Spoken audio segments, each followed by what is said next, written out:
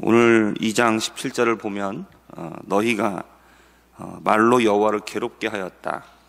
이스라엘 백성들이 하나님의 마음을 괴롭게 만들었다라고 말하고 있습니다. 그렇게 괴롭게 된 이유가 무엇입니까? 하나님이 이스라엘 백성들을 사랑하셨는데 사랑하던 이스라엘 백성들이 왜 그렇게 괴롭게 여겨졌습니까? 그들은 마음도 없고 그 다음에 형식에서도 전혀 맞지 않는 그런 제사를 하나님 앞에 드렸기 때문입니다. 그러면서 이들이 말하는 내용이 이렇습니다. 우리가 어떻게 여호와를 괴롭게 했습니까? 그런 적 없다라는 이야기죠. 그러면서 그렇게 말할 수 있었던 이유가 있습니다. 왜냐하면 17절 마지막을 보면 정의의 하나님이 어디 계시냐. 그러니까 이들이 하나님을 어떻게 생각했다라는 겁니까? 정의의 하나님이라고 생각하지 않았다라는 것이죠.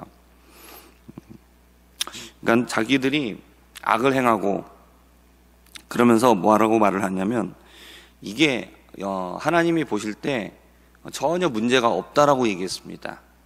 자기들이 악을 행하면서 악한 말을 하고 악한 행동을 일삼으면서 서로 얘기하는 겁니다. 이거 하나님 앞에 전혀 문제되지 않는다.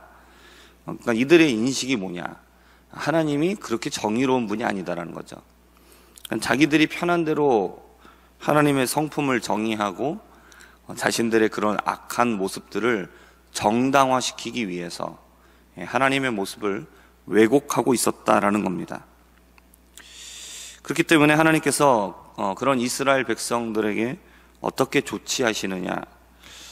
1절을 보면 만군의 여호와가 이르노라 내가 내 사자를 보낼 것이다. 그래서 그가 내 앞에서 길을 준비할 것이다. 그래서 너희가 사모하는 바 언약의 사자가 임하게 될 것이다 라고 말씀을 하고 있습니다. 그러면 그 하나님의 약속된 사자 다윗의 자손을 이야기하고 있습니다. 그러니까 이스라엘 백성들은 계속해서 다윗의 후손을 기다립니다. 그래서 영원토록 왕위가 계속 될 것이다. 다윗에게 이 약속을 주셨기 때문에 다윗 언약을 주셨는데 그러면 지금은 이스라엘에 왕이 없는 거죠. 나라가 망해서 포로로 끌려갔다가 돌아오기는 했는데 왕이 다스리지 못하고 다윗의 후손이 다스리지 못하고 있는 상태였기 때문에 우리가 이렇게 지금 고통받고 힘들어하고 있는데 다윗의 후손이 오면 그리스도가 오면 그분이 우리를 완전하게 회복시켜 주실 것이다.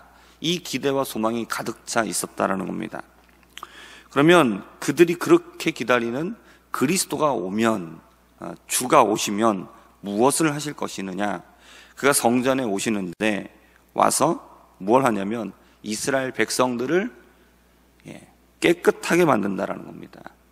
금과 은을 단련시켜가지고 불순물을 없애버리고 정금으로 그다음에 순수한 은으로 만드는 것처럼 표백하는 사람이 잿물을 사용해서 옷감을 깨끗하게 세척하는 것처럼 그가 오시면 하는 일이 무엇이냐? 너희들 안에 있는 불의와 악을 없앨 것이다 라고 얘기하시고 있는 겁니다. 그렇게 해서 결국 그들이 그렇게 깨끗하게 되어지면 하나님 앞에 어떤 자들이 되느냐? 지금 잘못된 제사로 잘못된 예배로 여호와를 괴롭게 하고 있었는데 이제는 그들이 예전처럼 고대와 같이 하나님이 받으시는 그런 참된 제사 드리게 될 것이다 라고 얘기하시고 있다라는 겁니다. 이스라엘 백성들이 자신들이 악해서 하나님을 바꾸려고 한 거죠. 마음대로 하나님을 만들고 하지만 하나님께서 어떻게 하시느냐? 내가 너희를 바꾸겠다라는 것입니다. 그러면서 하나님은 나 여호와는 변하지 않는다라고 말씀을 하십니다. 그리고 나서 이어서 하시는 이야기가 그렇기 때문에 너희들이 소멸되지 않을 것이다 라고 얘기합니다. 이스라엘 백성들의 현재의 모습은 하나님 앞에서 사라져야 될, 소멸되고도 남을 만한 그런 악한 자들이었습니다. 근데 하나님이 이스라엘을 사랑하신다라고 하셨죠. 그러니까 하나님의 그 사랑이 변하지 않는다라는 겁니다. 나 여호와는 변하지 않는다라는 겁니다. 내가 너희를 사랑하기로 결정했기 때문에 너희들의 그러한 악행과 그런 모습들에도 불구하고 내 마음이 바뀌어서 너네들을 없애버리지 않겠다라는 겁니다. 대신에 그 악한 모습 그대로 내버려 두는 게 사랑이 아니라 너네들의 그 잘못된 모습을 반드시 바꿔버리고 말겠다라는 겁니다. 이것이 바로 심판입니다. 이게 5절에 나오는 내가 심판하러 너희에게 임할 거다라고 말씀하시고 있는 겁니다. 주께서 오셔서 심판하시게 되면 그때에 하나님께서 택하신 자들을 단련시켜서 그들의 악을 제거하시고 그들의 굳은 마음을 제거하시고 부드러운 마음을 주시는 겁니다. 그래서 그 모든 악한 것들을 벗어버리게 되고 주님께로 온전히 돌아오게 되는 겁니다.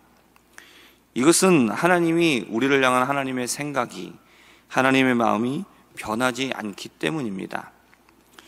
그러므로 하나님의 성도로서 우리가 단련되어지는 과정 중에 우리가 받게 되어지는 삶의 고난과 어려움들은 하나님의 사랑의 증거입니다. 이것은 하나님이 나를 미워하는 것에 대한 증거가 아닙니다. 이거는 하나님의 성품을 이해하지 못하는 사람의 생각인 것이죠.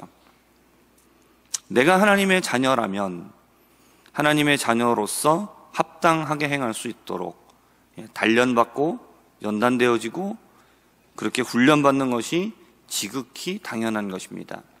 그렇게 어려운 훈련과 삶의 고난을 통하여서 단련시켜 나가시는 이유는 우리가 하나님의 자녀이기 때문인 것이죠.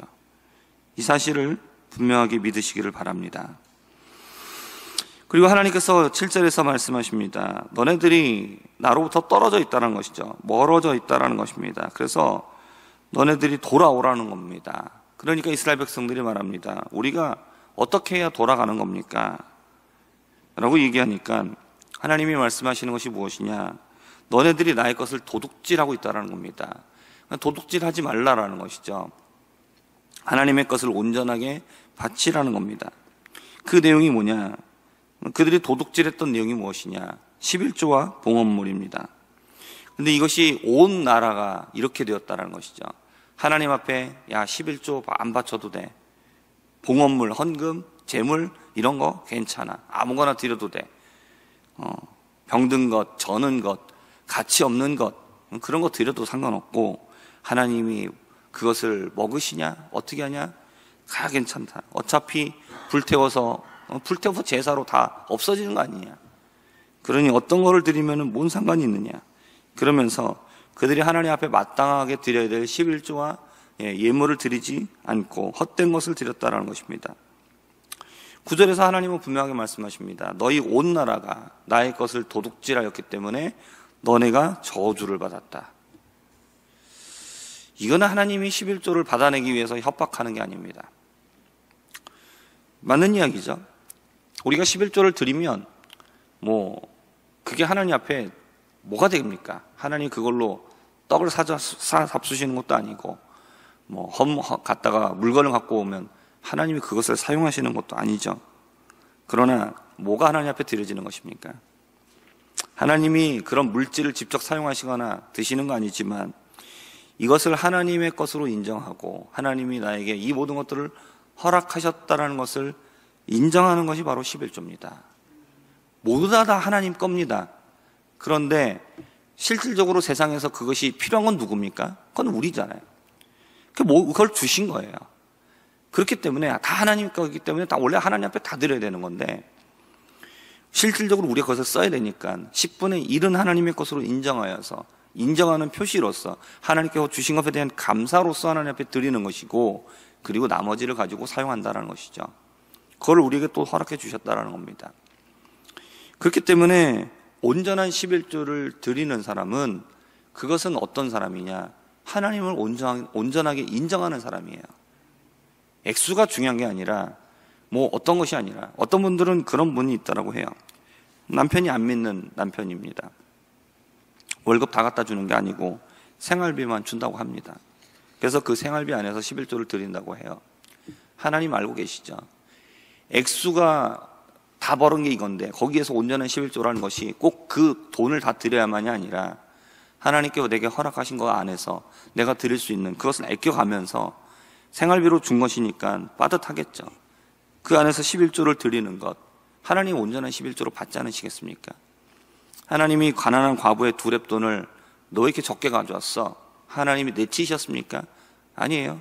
누구보다도 많이 했다고 하셨어요. 하나님은 다 아시는 겁니다. 그 중심이 무엇이고 그 정성이 무엇이고 어떤 이유에서 어떤 상황에서 드렸는지 하나님 다 알고 계셔요. 중요한 게 뭡니까? 11조 내가 물질적으로 형식적으로 완벽하게 드렸으니까 하나님이 기뻐 받으시고, 그렇지 않았으면 안 받으시고, 그게 아니죠. 우리가 11조를 드리고 헌금을 드리고 거기에 있는 가장 기본적인 마음이 무엇입니까? 하나님을 인정하는 태도예요. 하나님이 계시고 하나님이 내 모든 삶을 지켜주시고 보호하시고 나에게 허락하여 주셨다는 것에 대한 인정이에요. 11조 설교하면, 헌금 설교하면 목사가 돈 밝힌다, 교회 생활하려면 돈이 있어야지, 돈 없는 사람은 교회 생활 못한다. 그거 다 착각입니다. 그거 다 잘못 이해하고 있는 겁니다. 그런 설교했을 때 시험을 받아서 내가 시험에 빠졌네, 교회 안 나오는 거, 솔직하게 말하면 내가 드리기 싫은 거 아닙니까? 내가 아까운 거 아닙니까? 그러면 솔직하게 하나님 앞에, 하나님 아직까지 제 마음이 감동이 다 안 돼서 그렇게 하나님 11조 드리라고 하시는데 마음이 다 안 됩니다. 하나님, 그래서 마음이 다 아직 못 움직여서 못 드리겠습니다. 차라리 하나님 앞에서 솔직했으면 좋겠습니다. 솔직하지 않아요. 다 아깝고 드리기 싫으니까 이 핑계 저 핑계 다 갖다 붙여가지고 그렇게 얘기하면서 11조 못 바치겠다고, 꼭 드려야 되냐고, 하나님이 꼭 그렇게 그렇게 정확하게 10분의 1을 드려야만 하나님이 기뻐 받으시는 거냐고. 하나님 말씀하시고 있어요. 내 것이라고 말씀하고 있어요. 하나님께서 온전한 11조 하나님이 바치라고 말씀하고 있습니다. 우리가 하나님 앞에서 신앙생활을 한다는 것은 내 마음의 중심에 솔직한 고백을 하나님 앞에 드리는 겁니다. 거기서부터 시작이 돼야 됩니다. 하나님 말씀 들어놓고 하기 싫으니까 이 핑계 저 핑계 대면서 누구 때문에 그렇다, 뭐 때문에 그렇다, 그런 핑계를 대면서 믿는 척 하는 척 그렇게 거짓되게 믿어봐야 결국은 자기밖에 손해 더 되겠습니까? 하나님 앞에 솔직하게, 하나님 내 마음을 바꿔주십시오. 하나님 11조 또한 하나님 앞에 억지로라도 드려야 되겠지만 하나님 내 마음이 없이 드린다면 하나님 안 받으시는 거 아닙니까? 하나님 내 마음이 정말 감동되어서 하나님을 인정하고 그런 마음으로 드릴 수 있도록 하나님 내 마음에 감동 주시고 깨닫게 도와주옵소서. 그런 마음을 달라고 하나님 앞에 기도하는 것이 오히려 솔직한 고백 아닙니까? 그렇게 믿어야지, 그렇게 하나님 앞에 가까이 가려고 해야지. 나의 그 잘못된 마음을 핑계대면서 자기는 잘 믿는 척 그렇게 핑계댄다라면 자기에게만 손해입니다. 요새는 성도들도 11조에 대한 생각이 별로 없고, 또 개중에는 목회자들 중에서도 11조를 드리지 않아도 된다라는 정말 말도 안 되는 그런 이야기를 하고 있습니다. 분명히 안 드릴 거예요. 자기가 안 드리니까 그런 소리를 할 겁니다. 진짜 목회자들이 그런 설교를 한다는 것은 정말 악한 설교입니다. 악한 설교. 왜냐하면 그냥 성도가 11조 꼭 드려야 돼? 그러고 안 드리면 자기 혼자 하나님 앞에서 복 못 받는 겁니다. 근데 목회자가 강단에서 그런 식으로 설교하면 성도들이 어떻게 생각합니까? 그래? 안 드려도 돼? 그러면서 안 드리게 되는, 그러면은 그 교회 전체가 11조에 대한 생각들을 내려놓고 솔직히 안 드리자고 하면 사람 마음에서 그래? 더 안 드려도 돼? 안 드리고 싶지. 그런 마음이 있지 않겠습니까?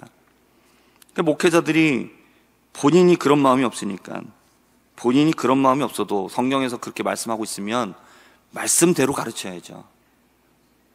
어떻게 보면 그건 바리새인들보다도 못한 모습이에요. 바리새인들은 입술로는 제대로 가르쳤어요. 자기들이 바르게 행하지 못할 망정 입술로는 제대로 가르쳤더라고요. 그러나 목회자들은 사람들이 하나님의 말씀이 명백하게 나와 있음에도 불구하고 성도들 그렇게 가르치 않는다? 그거는 자기도 망하고 성도들도 망하는 겁니다. 정말 그건 악한 모습이에요. 우리는 하나님의 말씀을 보면서 솔직하게 내가 못하고 있으면 못하고 있구나 인정을 하고 차라리 그 모습이 난 겁니다.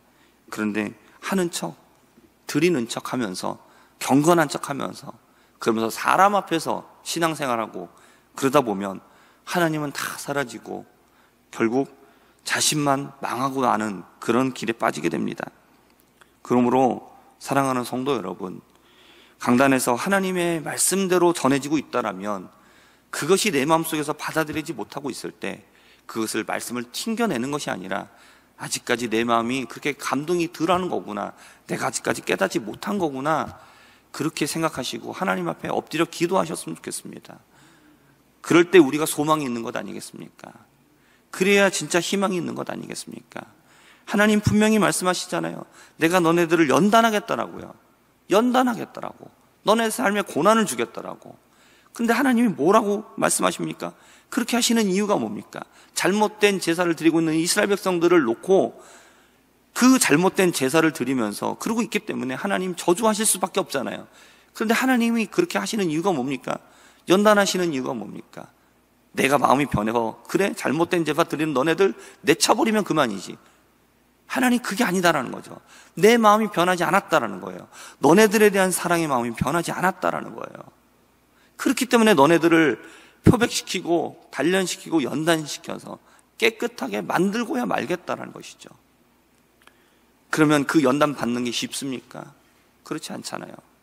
우리가 하나님의 말씀이 들렸을 때에 내 마음에 부딪힘이 있으면 그게 쉽겠습니까? 고치는 거 어렵죠. 누가 자기를 인정하고 싶겠습니까? 누가 자기의 잘못을 내놓고 싶겠습니까? 그러나 우리는 하나님 앞에 솔직해져야 되는 겁니다. 그래야 소망이 있는 겁니다. 그래야 희망이 있어요. 하나님의 심판이 임할 때에 너 이거 잘못되어 있지 않느냐라고 말씀하실 때에 거역하는 자에게는 소망 없습니다. 받아들이지 않는 자에게는 소망 없습니다. 결국 그대로 끝까지 가는 겁니다. 그러나 그 자리에 엎드리면 하나님 제가 잘못했습니다 라고 엎드리면 그 사람에게는 소망이 있는 겁니다. 11조 헌물 마찬가지입니다. 하나님 앞에 정성으로 마음으로 드리는 거 아닙니까? 내가 이제까지 그렇게 못 드렸구나, 내가 마음이 없기 때문에, 하나님을 인정하는 태도가 없기 때문에 11조 드리는 게 아까웠던 거구나, 내가 헌금 드리는 게 그렇게 아까웠던 거구나, 그것을 깨닫고 하나님 앞에 솔직하게 엎드리면 하나님이 자원하는 마음도 주시고 그리고 드릴 수 있도록 하나님께서 은혜 베푸실 줄 믿습니다. 이러한 하나님의 말씀 앞에 솔직하게 반응하며 하나님이 기뻐하시는 삶을 살아가는 우리 모두가 되기를 주님의 이름으로 부탁드립니다. 기도하겠습니다. 하나님, 우리가 돈이 없어서 못 드리는 게 아니라 실은 우리가 마음이 없어서 못 드립니다. 하나님을 사랑하는 마음이 부족하고 하나님을 인정하는 태도가 부족하고 하나님 우리의 마음이 여전히 감동이 없어서 아까워하고 하나님 우리가 드리지 못할 때가 있음을 고백합니다. 하나님, 그럴 때 하나님 내 마음에 그런 마음을 감추려고 하나님 이 핑계 저 핑계 대면서 그렇게 하나님 아버지 사람 앞에서 아버지 신앙생활하는 것이 아니라 하나님 앞에 솔직하게 엎드리고 기도하면서 하나님 감동 달라고, 정말 하나님 사랑하는 마음 달라고, 그리고 자원하는 예물 드릴 수 있게 해달라고 그렇게 하나님 앞에 기도하면서 하나님이 기뻐 받으시는 헌금 드리면서 하나님을 진실로 사랑하는 그런 신앙생활할 수 있는 우리 모두가 되도록 은혜 베풀어 주옵소서. 예수님의 이름으로 기도합니다. 아멘.